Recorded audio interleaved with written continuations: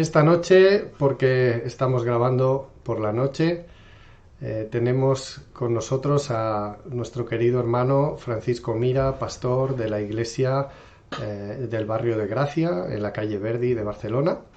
Y en primer lugar, pues Francisco, te agradezco mucho que estés dispuesto. Sé que tienes ocupaciones los domingos y por eso no puedes acompañarnos en domingo, pero muchas gracias por estar disponible para grabar incluso por la noche. Te agradecemos mucho que estés con nosotros, Francisco.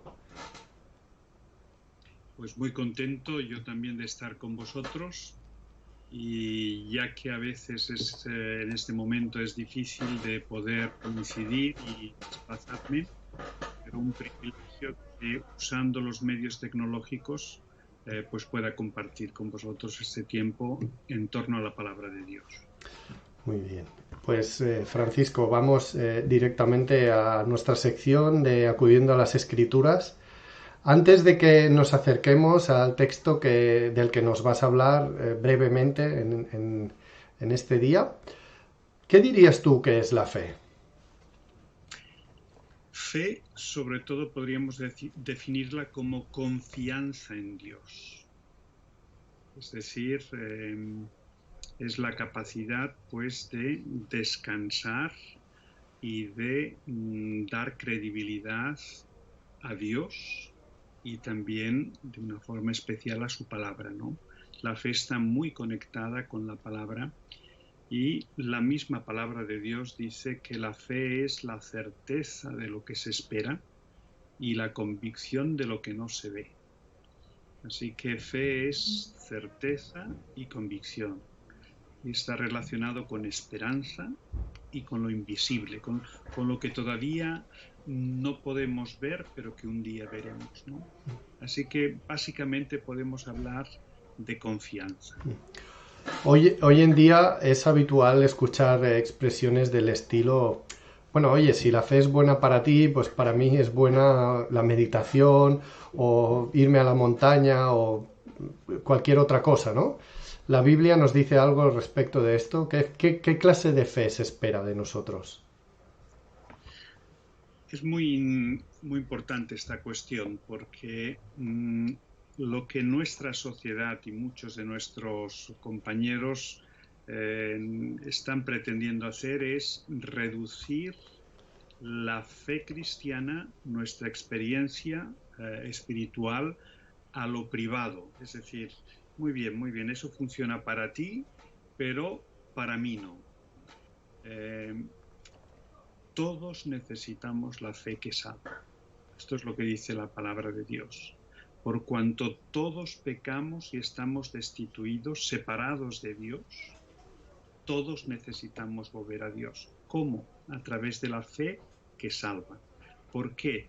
Porque todos hemos pecado. Aquel que dice que eso está muy bien para ti, pero para mí no, en el fondo está rechazando a Dios y el testimonio de Dios, que nos dice que todos somos pecadores y todos necesitamos de la fe que salva. ¿Y qué tipo de fe debemos tener? Pues es la fe que la misma palabra de Dios define como esa fe que viene por el oír y el oír la palabra de Dios. Para que nos entendamos, el ser humano, sin la experiencia de la conversión, está muerto espiritualmente. ¿Cómo se puede pasar de muerte espiritual a vida espiritual? Pues es el milagro de la iluminación que el Espíritu Santo obra en nosotros y cuyo instrumento y medio es la palabra y la predicación. Así que qué importante es escuchar la palabra de Dios y dejar que ésta vaya haciendo su obra, y que el Espíritu nos ilumine y que podamos, pues, ser nacidos de nuevo, experimentar la conversión a través de la fe que surge del testimonio de la revelación de Dios. Pues decías que es muy importante escuchar la palabra, así es que si te parece ahora vamos a escuchar, nos van a leer el texto que abordaremos en esta mañana. y enseguida pues volvemos contigo. Muy bien.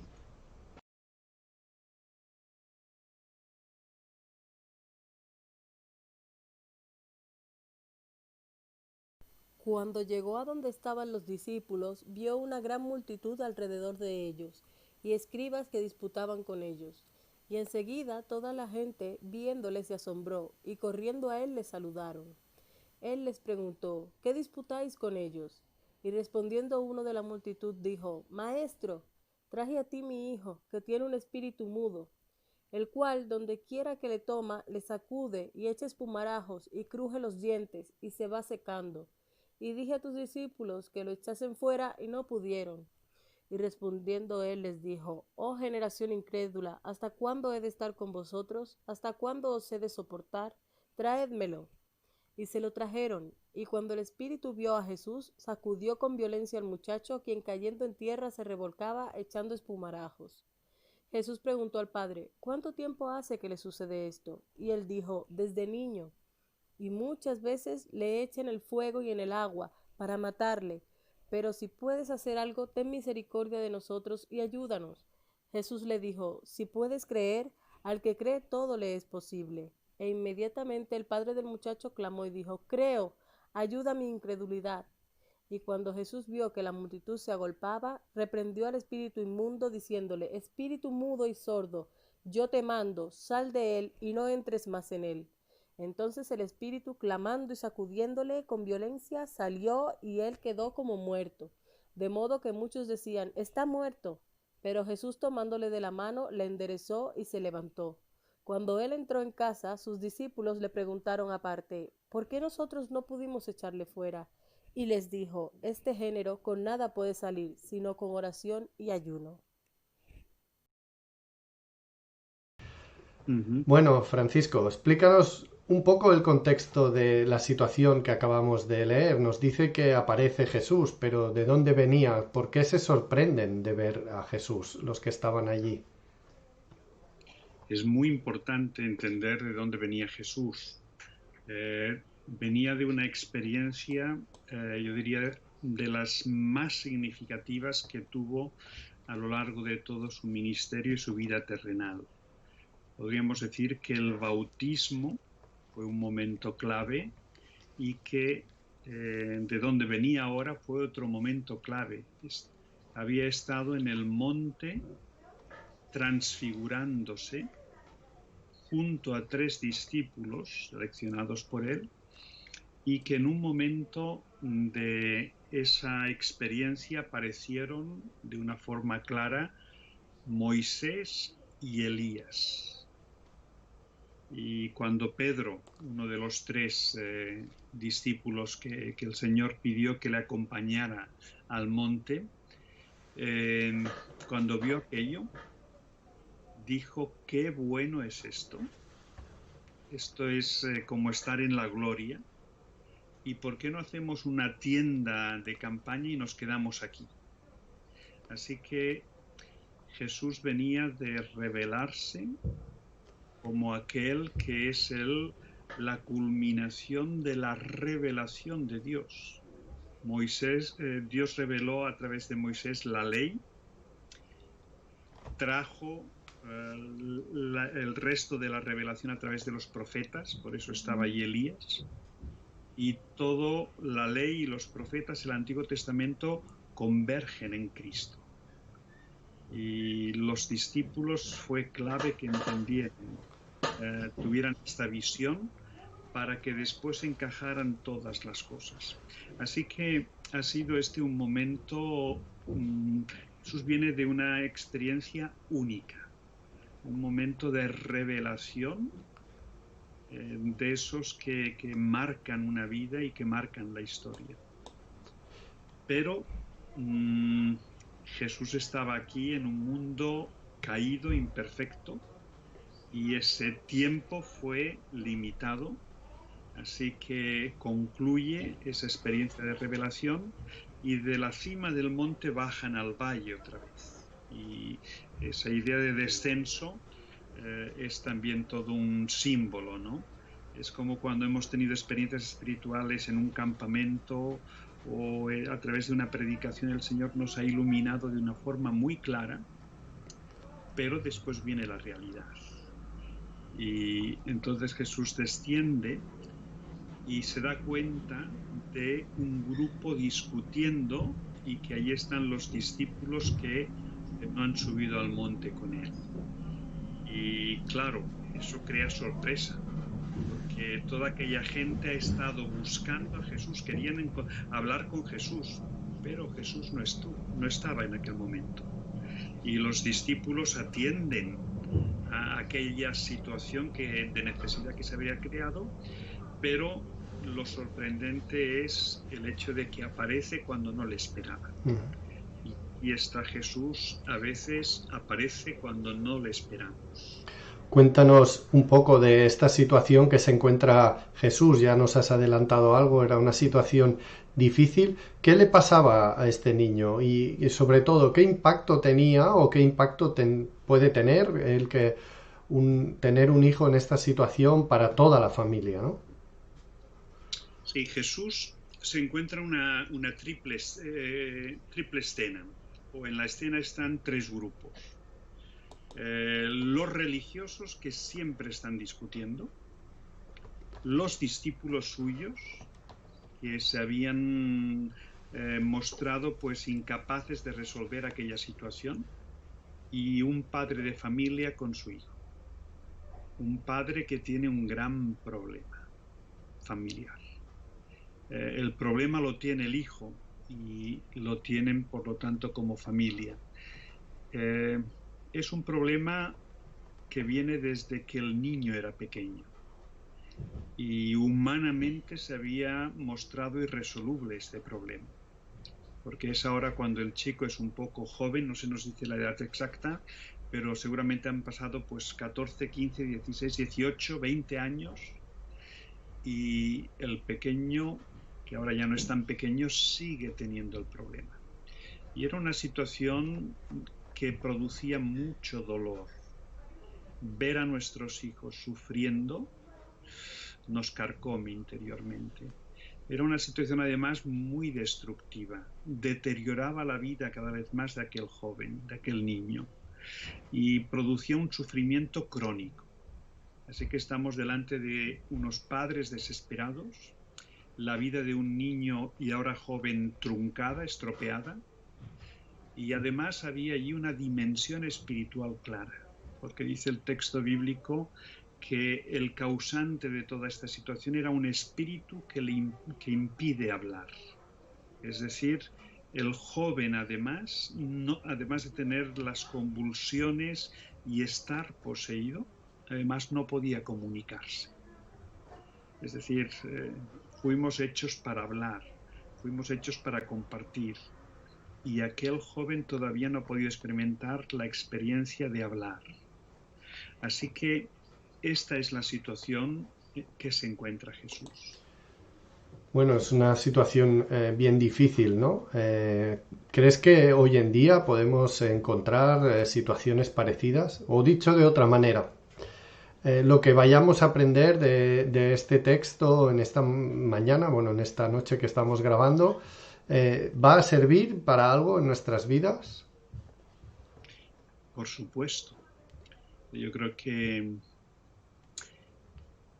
nos podemos identificar con esta situación y con este texto. Es relevante para nosotros porque aquí encontramos unos padres preocupados, incluso podríamos decir desesperados, que seguramente lo habían intentado todo y tienen un problema familiar, un problema con un hijo.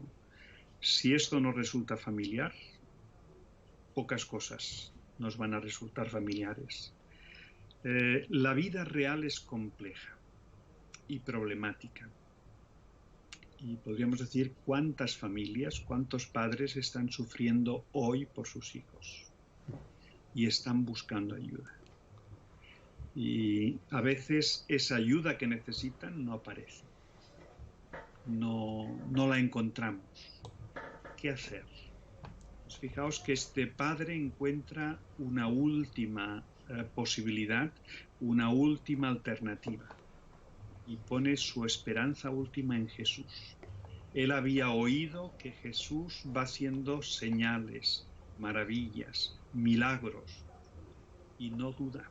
Lo ha intentado todo y lo va a probar todo, hasta traer a ti a mi hijo. Es muy bonita la expresión. Traje a ti a mi hijo. Cuando todo me ha fallado, Cristo puede realmente resolver y responder a nuestra situación. Y creo que la pregunta que nos tenemos que hacer es: ¿a quién llevas tus problemas? ¿Qué haces con tus preocupaciones? ¿Cómo canalizas tu desesperanza?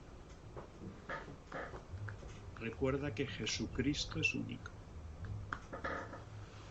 Y creo que esto es lo que la esencia del mensaje, que conecta con aquella situación concreta y que la traslada a todas las situaciones de los padres que están preocupados, desesperados por la situación de un problema con su hijo. Ya que nos hablas de cuando a quién acudimos, ¿no? A que el Padre acudió en primer lugar o encontró en primer lugar a los discípulos de Jesús, pero parece que ellos no son capaces de resolver esa situación, ¿no? Entonces, ¿por qué no pudieron resolver esa situación? ¿O quiere decir que este texto nos está diciendo que hay problemas que solo puede resolver Jesús? Uh-huh. El texto bíblico responde a esta cuestión. Hay que reconocer que los 9 discípulos de los 12, porque 3 subieron al monte con Jesús, pues no pudieron resolver aquella situación. Y Jesús dice: oh generación incrédula. Y aquí es donde está la clave. A veces nuestros problemas no se resuelven por nuestra incredulidad. Este es el gran problema de la humanidad.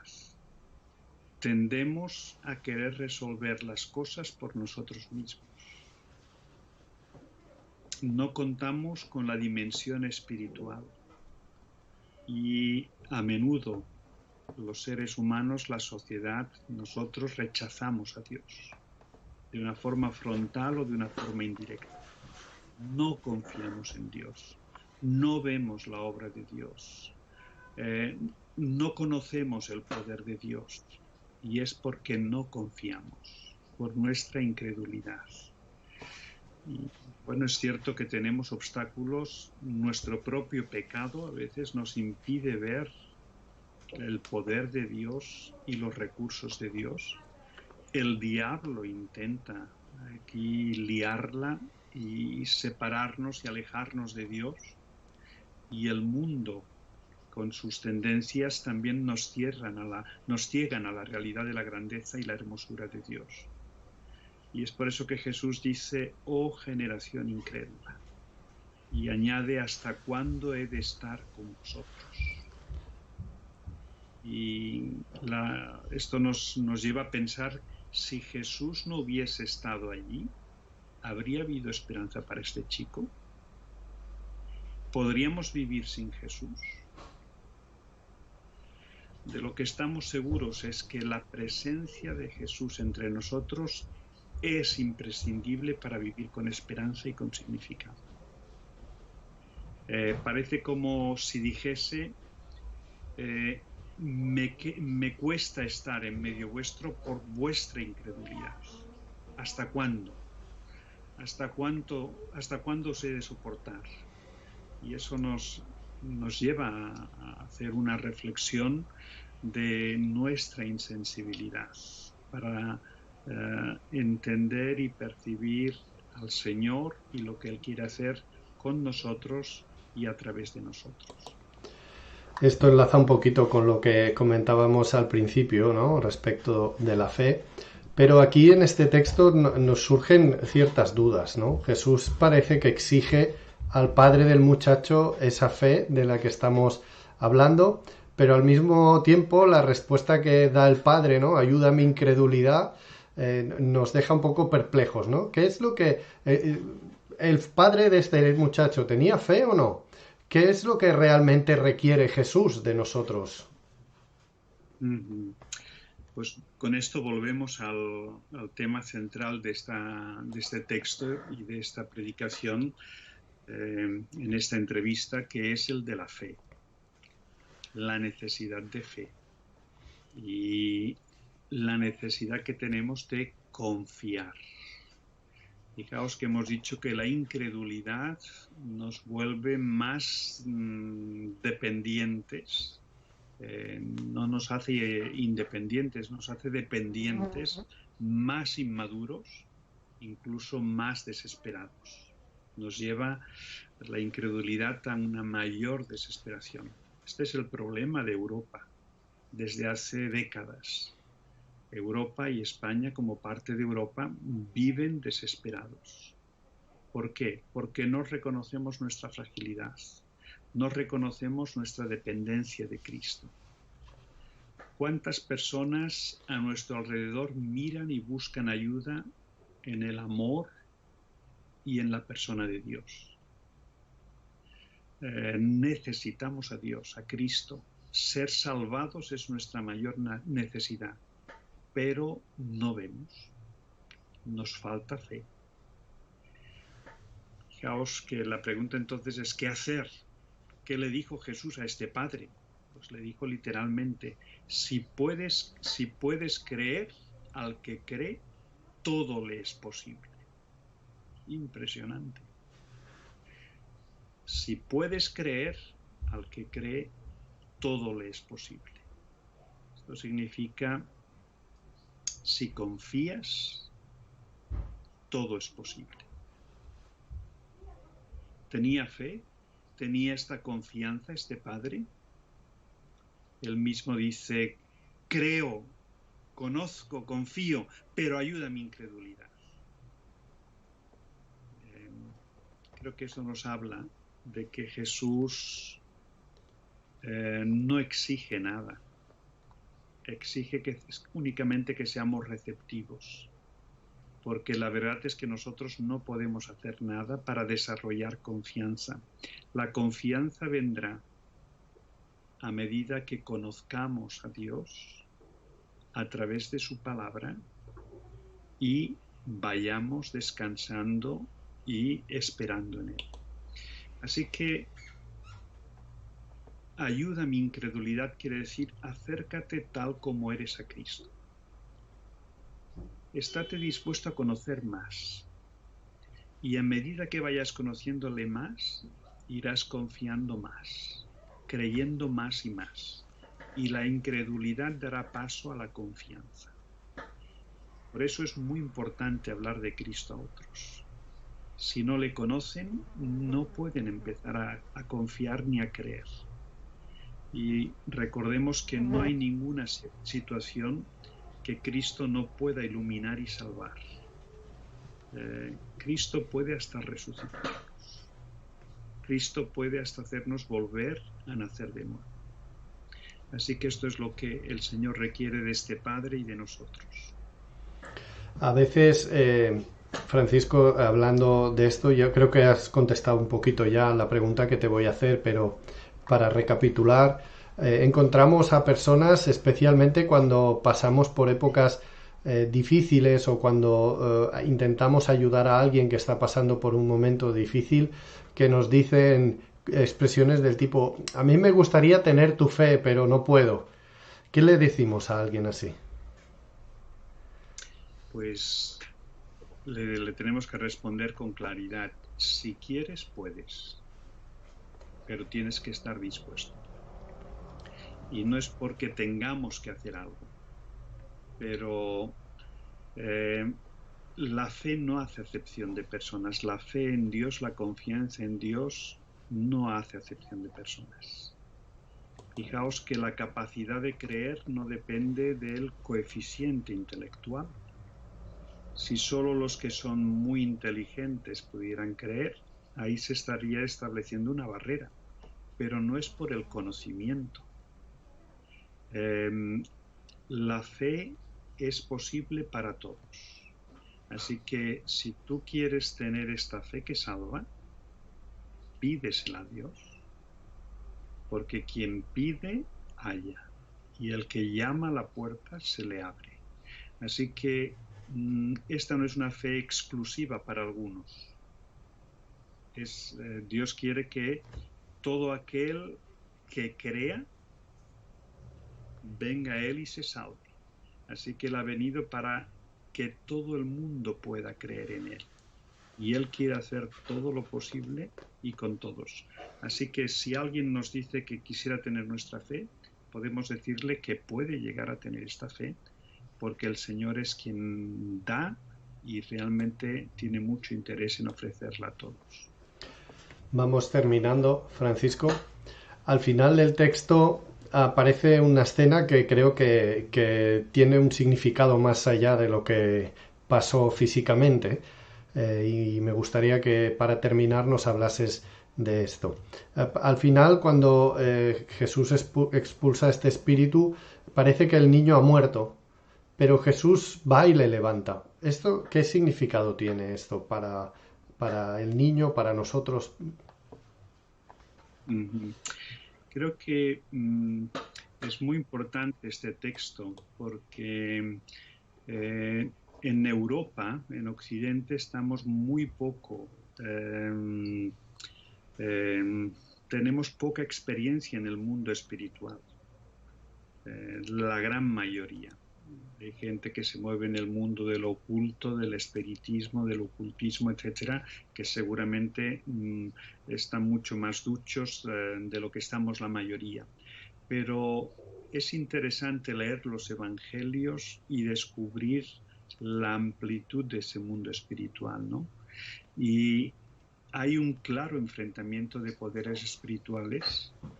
Está el poder que esclaviza, que destruye, que despersonaliza, y el poder de Cristo que libera, restaura y afirma la personalidad humana. Así que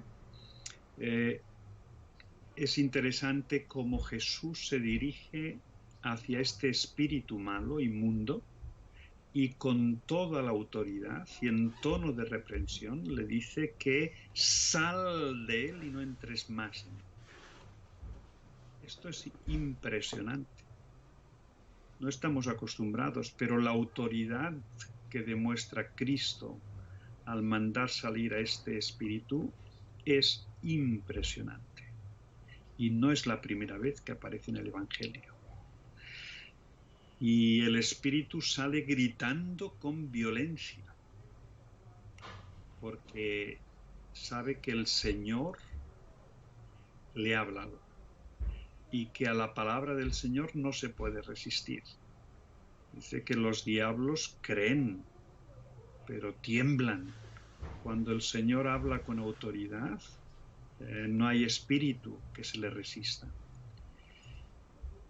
Pero una posesión del tipo al que estamos viendo y considerando, una vez que el espíritu sale, el chico queda exhausto, extenuado, como muerto. Y esa es una imagen muy gráfica de lo que produce el mundo espiritual maligno, del ocultismo. Destruye, parecía que estaba muerto, dice. Pero Jesús, tomándole de la mano, le enderezó y le levantó. Y es que cuando Jesús nos toma de la mano, volvemos a vivir. Endereza nuestra vida y nos levanta. Creo que nos podemos imaginar cómo fue el encuentro por primera vez entre aquel padre y aquel hijo. Un hijo liberado, sereno, mirando con ternura a su padre y hablándose y escuchándose. Los discípulos estaban asombrados y los escribas en silencio. Solo Cristo puede dar vida y hacerlo de esta manera. ¿Y qué más enseñanza tiene esta experiencia? Nuestro enemigo final y mayor es la muerte. y aun a este Cristo iba a vencer, y ahora podemos decir la ha vencido. La Biblia dice que la paga, el precio del pecado, de rechazar a Dios, es la muerte. Y Cristo ha hecho una doble obra a nuestro favor. Una es darnos el perdón de los pecados y la otra es darnos la esperanza de la vida eterna. Y todo eso gracias a su resurrección. La resurrección es la que certifica que su muerte en la cruz permite perdonar todos nuestros pecados a Dios, y su resurrección posibilita pues vida después de la muerte, la esperanza de la vida eterna, de una vida abundante, de una vida eterna con cuerpo celestial. Un día Cristo nos levantará, nos dará la mano y nos levantará como a este muchacho y nos llevará a una experiencia de vida abundante y de vida eterna con un cuerpo que ya no tendrá los problemas que aquí tenemos. Pues muchas gracias, Francisco. La verdad es que es una pena que no podamos pasar un poquito más de tiempo con este texto tan interesante. En cualquier caso, pues te emplazamos a próximas ocasiones. Ha sido un gusto tenerte con nosotros. Que el Señor os bendiga mucho y un gozo estar con vosotros. Pues a todos los que nos veis os invitamos a que os acerquéis con la fe de este Padre a Jesús, pues Él, como nos decía Francisco, pues tiene ese poder para librarnos de cualquier situación, incluso de la muerte por la que algún día todos tendremos que enfrentarnos. Así es que os invitamos a que con esa fe de la que Francisco nos ha hablado os acerquéis hoy a Jesús.